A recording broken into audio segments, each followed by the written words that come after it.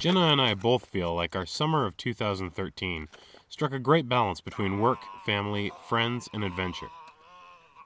Jenna worked at REI, a dream job for her, and I did graphic design and media work. REI is a phenomenal employer as far as retail jobs go. They were very flexible and accommodating of our trips and adventures.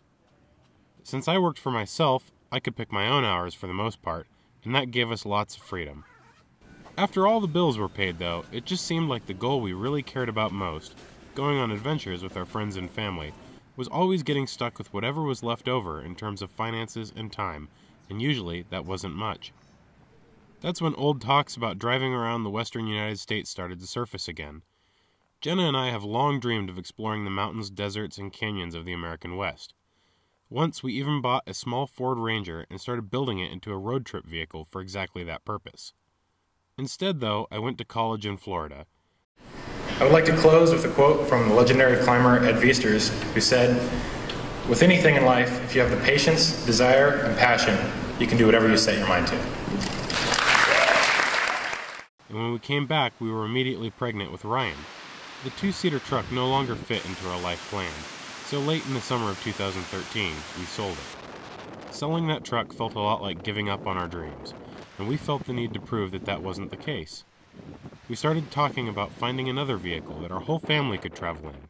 We started searching for a van, but quickly realized that for the same cost, we could buy a used school bus of similar age and wear. We could have enough space to build a small apartment on wheels. Much less space than the standard American family would have, but much more space than a van, and enough space that we believed we could comfortably live in it.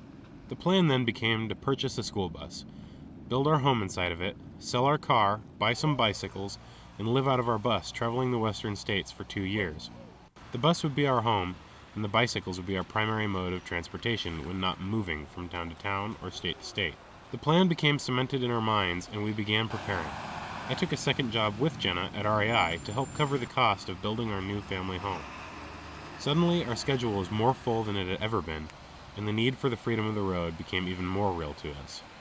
Once we had finally saved the money to purchase a school bus, we needed to find one. There was what seemed to be a sure bet in Palmer, though. Over 30 84-passenger, 40-foot-long buses, all for sale. We drove out to the valley with high hopes of finding our future home. Unfortunately for us, we soon learned that all of the buses for sale had the same engine, and that engine was notorious for being crap, with a reputation for not lasting past 200,000 miles. We were pretty let down because we really thought the Palmer Bus Barn would be a sure bet.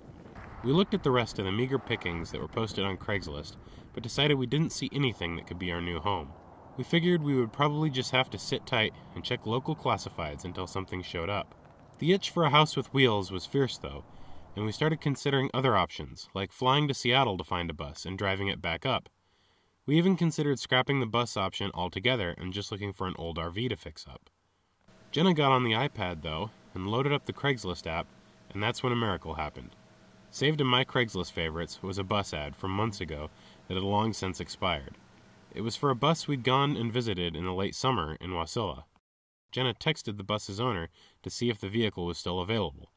Lo and behold, it was. So what is today and what are we doing? Today is February 11th, and we're headed out to Wasilla. There's a bus out there that we went and saw, 5 or 6 months ago.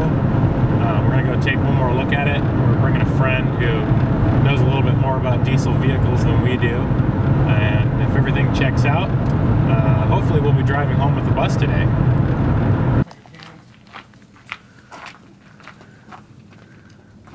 An old friend from elementary school, Jillian, married Mark, a guy who seems to know a lot about big diesel internationals. So I asked them for a favor and had Mark come along with me to check out the bus. Aside from a couple of minor issues, everything seemed to check out. I made an offer and Tom accepted, and that's when I drove off in our family's new International 3800 school bus.